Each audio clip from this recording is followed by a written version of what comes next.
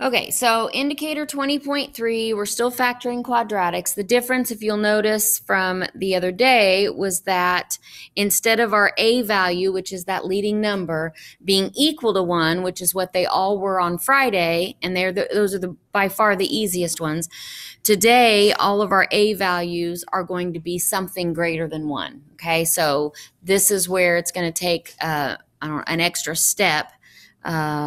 An extra couple of steps in solving these. You can't go from your winning factors right to your binomial answer. There's some work that has to be done in the middle. And the same work that we do in the middle of these works in the ones where one's out front. It's just, why do extra work if you don't have to when you can go straight to the answer? Okay, so at the end of this, we'll write out some steps. I think we'll go through it a couple of times, and then at the end, we'll kind of write out the steps that we've gone through several times, and we'll see how that works. So like I told you on your homework, I gave you a lot of room to work because these do take up a little bit of space. So go ahead and write down example number 1. And a lot of it's going to be the same, right? So the first thing we do is we still give ourselves a factor sum table. Okay, that doesn't change. So we still give ourselves a factor sum table. And the factors are still A times C, but you'll notice now A is not a 1. So you got to do a little bit of math here just at the beginning. So your factors are 2 times positive 2 times positive 9, which is positive 18. And then your sum is your center. So that's that 19. Okay, that center number is positive 19. Now, this was pretty straightforward, right? Positive 18, we need them to add up to positive 19. Well, if we use positive 1 times positive 18, we get 18. If we do 1 plus 18, we get 19. So that's nice. Winning factors right off the bat. Now, what do the reason we used 1 and 18 is because they add up to what? Positive 19, right? So what we're going to do is we are going to replace 19x with 1x and 18x, because the 1x plus the 18x equals that 19x in the middle. So we're going to rewrite this, and I'm going to put the 18 first here, and I'll show you why most of the time it doesn't matter which one you put first. But so I'm going to rewrite my quadratic. So 2x squared stays the same. Then I'm going to use my 2 winning factors, but remember, they're replacing 19x, so I need to keep the x with them. So I'm going to do plus 18x and plus 1x, and then I'm going to drop down that plus 9. So I've rewritten my quadratic. I haven't changed the value. I've just expanded it, and I've replaced the middle 19x with 18x and 1x. If you forget the x's in the middle, this isn't going to work, okay? So when you rewrite 19x, you have to remember that you're replacing 19x. So both of these terms have to have an x on them, okay, for this to work. Now, the next thing you're going to do is you're going to put parentheses around the first 2 and group them together. Then you're going to put parentheses around the second 2 and you're going to group them together. Now, this next step, you have to kind of work. It's all your answer is going to be in one row, but you have to work here in 2 separate thoughts. First, look at just the first 2 terms in that first binomial. Look and see what do they have in common. And of course, this is why we learn what we learn in order, because now we're going to kind of go back to what was it, indicator 19, when we were finding the greatest common factor and pulling it out. So we need to look at between 2x squared and 18x. We're going to build a greatest common factor underneath it, which takes us back to indicator 19. Well, 2 and 18 have a 2 in common, so we're going to put a 2 underneath. And then if you do it right, they both should have an x. That's why you have to have those middle x's in there. So it has a 2x and a 2x. All right. I'm going to pull that greatest common factor just like we learned to do in indicator 18. I'm going to pull that out front. Okay. And then I'm going to reduce what's left behind. Well, the 2 and the 2 cancel out, leaving me with just an x. And 18 divided by 2 leaves me a positive 9. And the 2 x's should cancel each other out. So what you have left is a pretty simple binomial. Now, and I don't like that this is the first example. I'll probably flip-flop these in my later classes, but that's okay. It still works. We need to think ahead because whatever we factor out of this second term, what gets left behind has to be x plus 9. It has to match our first one, okay? Our first left behind. So what, and this is kind of weird, but that's okay. What can I factor out of 1x plus 9 that would leave behind x plus 9? Yes, positive 1, okay? So I'm going to, just like before, right, I'm going to build my greatest common factor here, but the only thing they have in common is I can factor a 1 out of both of them. And it's a positive 1 that I'm factoring, so I'm going to put a plus 1 right here, and then I'm going to put my parentheses, and when I divide 1x by 1, I get an x, and when I divide 9 by 1, I get a positive 9. This is where you have to pause, all right? If these two terms right here don't match, stop, go back, and figure something out. You've done something wrong, okay? So this has to be kind of a checkpoint. Because they do match, we're going to go ahead and now we're ready to write our answer as two binomials. Our first binomial, I'm going to go ahead and keep my colors here. My first binomial is the two things I pulled out, they get to go together and become their own binomial. So my first binomial in my answer is 2x plus 1. And I get that from this and this. The two things I pulled out, they stay together and they're my first binomial. And then my second binomial, and this is why it only works if it's matching, my second binomial is my matching one. And then that becomes your binomial answer of your factored quadratic. Okay? So you have to find your center number. You have to break it out. Then you have to factor by grouping, which means we group the first group together and factor that. And then we have to group the second one. We have to factor the second one so that whatever we leave behind matches what we left behind in the first one. And the reason that we can then write our answer like this is because if you look at 2x and then the bracket x plus 9, and then you look at the second set, they both have in common x plus 9. And because they both have in common x plus 9, you can factor that out, which is what we did when we wrote the answer, leaving behind what was on the outside of the bracket. So that's why it's important that when you do this, that's why it's important that your two little binomials in the middle work. That's why they have to match. Okay? All right, let's do another one here. This is another easy one, but that's all right.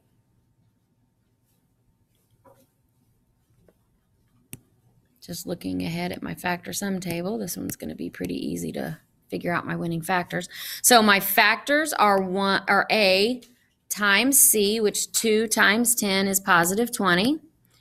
And my center number is 21, so they need to add up to positive 21. And again, this one's pretty easy, right? 20 times 1, and then 20 plus 1 is 21, so there's your winning factors. And since our leading term is not a 1, we have to do the factor by grouping. So I'm going to put my 2p squared, and then I'm going to put my plus 20, remember that's a p because it's replacing 21p, plus 20p and plus 1p, and then plus 10. So now I have broke it out, and on my 21p is now separated into 20p and 1p. Now I can do my parentheses, and then I'm going to build my greatest common factor underneath my first term. So I've got 2p and 2p is what they both have in common. And you'll kind of get into the rhythm of realizing they should always have that 1p in common. That's the whole point of doing those two p's in the middle. So I'm going to pull my 2p out front. And when I do that, that leaves behind, well, 2 divided by 2 is just a 1. And p2 divided by p just leaves behind a single p. And then 20 divided by 2 is positive 10. And the p's cancel out. And they will cancel out every time. Okay? And then again, looking at your second binomial, what can you factor out that leaves behind p plus 10? It's that plus 1. I'm definitely going to change this up for my afternoon classes and not do 2 examples like this, but that's okay. Leaving behind p plus 10. And again, if you did it right, your 2 little binomials that are left behind, they should match, and they do. So that means that we can take the 2 terms that we factored out, and we can put them together, and they become your first binomial answer. And then we can take what was left behind that matches, and that is your second binomial in the answer. And just like with last week's, okay, if you did it right, we should FOIL, and we should get back to our very original quadratic. And you'll see I'll only do it on this one, but 2p times p, when I do first times first, gives me 2p squared. 2p times 10 gives me plus 20p. 1 times p gives me plus 1p, and 1 times 10 gives me plus 10. And then when I combine my 2 like terms, which should have been your winning factors, and it was, you would get 2p squared. 20p and 1p is plus 21p plus 10. And so when we FOIL it back out, we get back to our very original quadratic up here at the top. Okay? All right. Hopefully this one's harder. Yeah, there we go. This is what we're looking for.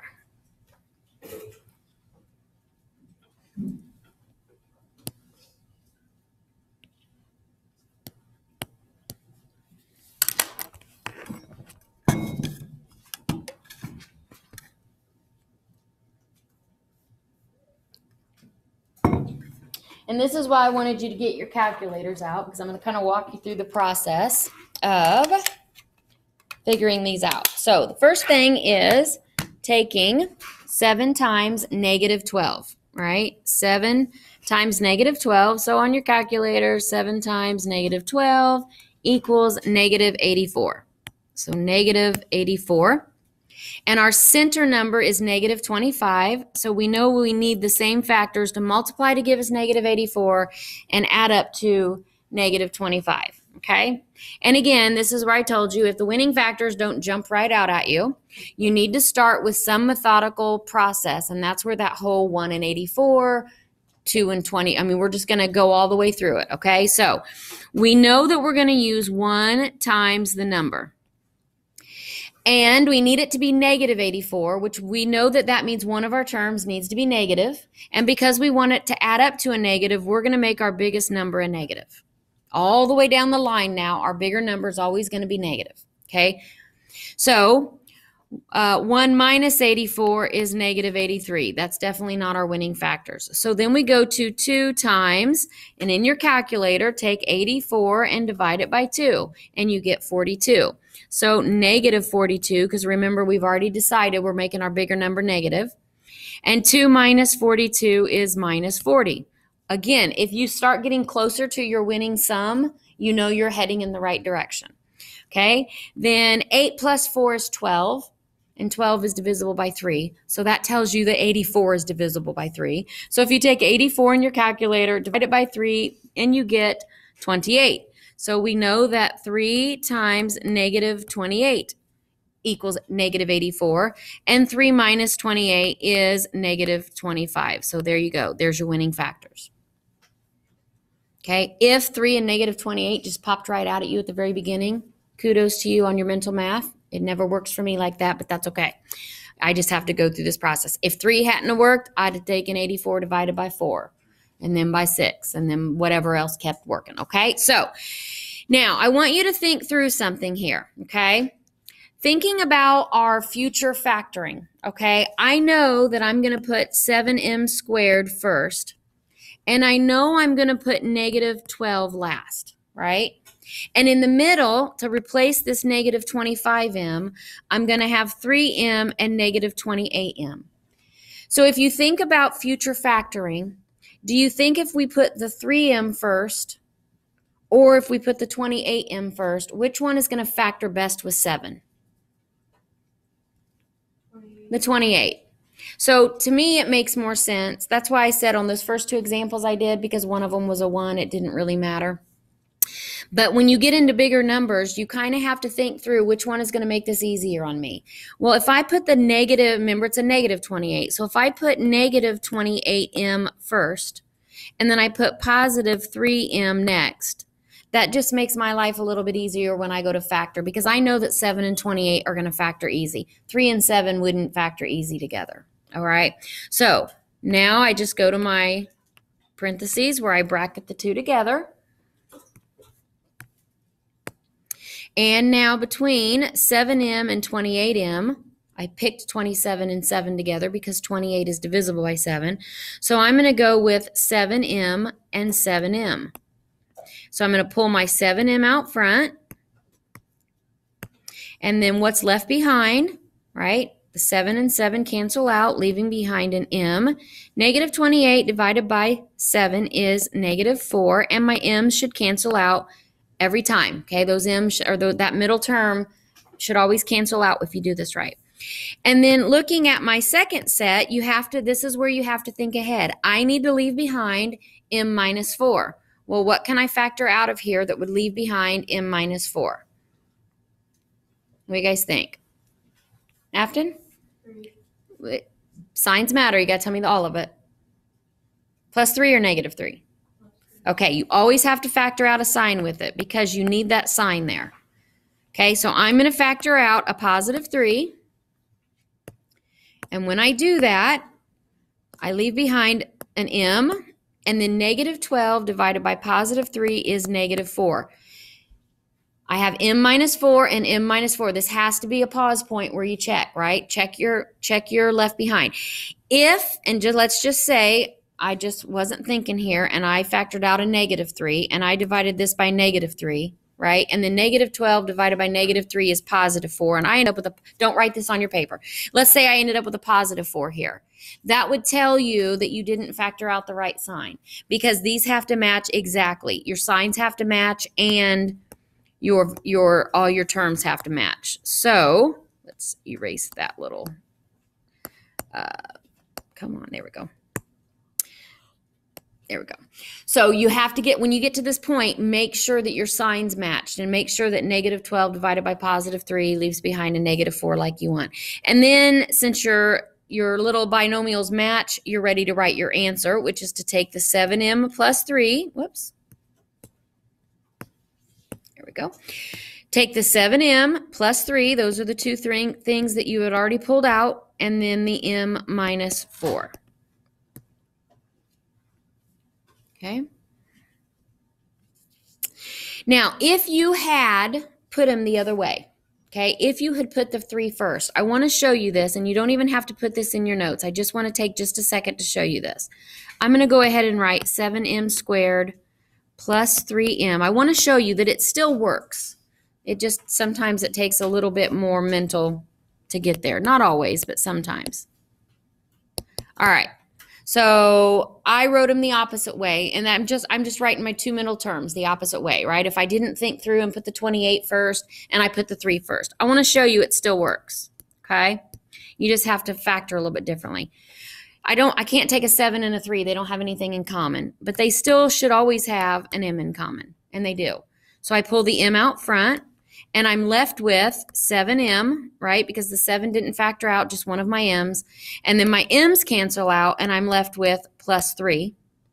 And then I have to look ahead at my negative 28m and negative 12m and think, what do I need to factor out that would leave behind a positive 7 and a positive 3? And the answer is a negative 4. Because when I divide this by a negative 4 and this by a negative 4, negative 28 divided by negative 4 is positive 7m, and negative 12 divided by negative 4 is positive 3. And so now what happens is the two things that you pull out are m minus 4, and what was left behind was 7m plus 3, which is exactly what we got here in the flip-flopped order. So it will work either way. But if you will just think through which one kind of makes it a little bit easier, you end up with a smaller binomial left behind, which usually will make that second one easier to factor, okay? So don't think you're going to mess it up if you put them in the wrong order. You just might make yourself have to think a hair harder when you're factoring, but it's not that much of a difference, okay? All right, last one, and then I will set you to your homework.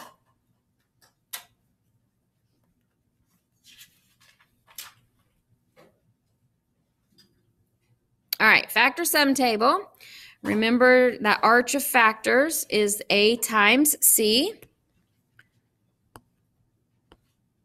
So our factors are 5 times -3, which is -15.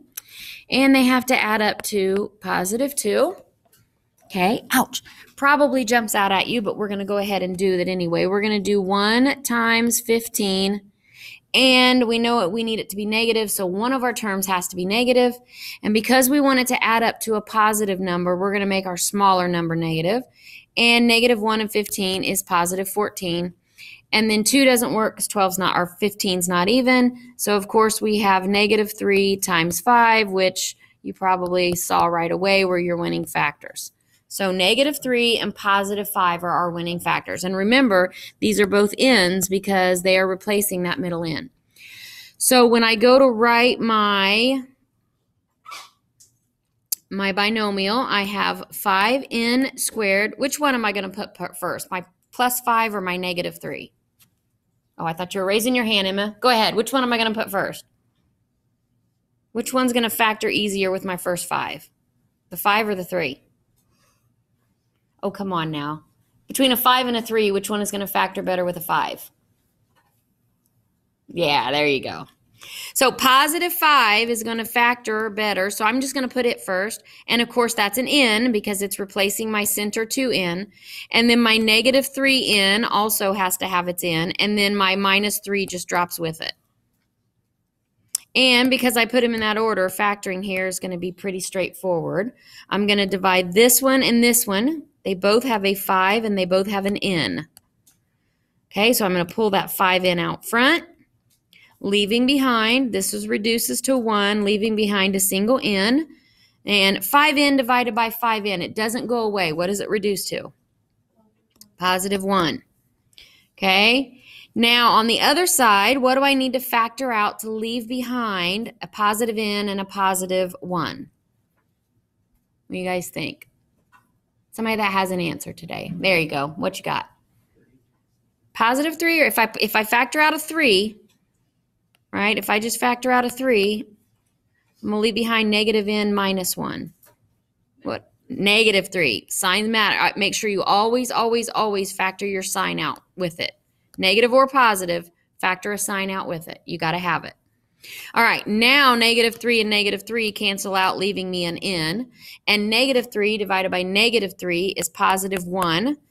Here's your checkpoint, right? N plus 1 and n plus 1, they match, so I'm good to go with my answer now. 5n minus 3. That I get that from here and here. And then my matching becomes my second binomial. A little bit more work intensive, but not necessarily harder, just more steps involved, okay? Any question on any of these? All right, let me stop my recording. For those of you at home, click the load button in the assignment. It's going to pull it up in Cami, and make sure that your work matches this, the factor sum table, the factor by grouping, all of that, okay? And email me if you have any questions.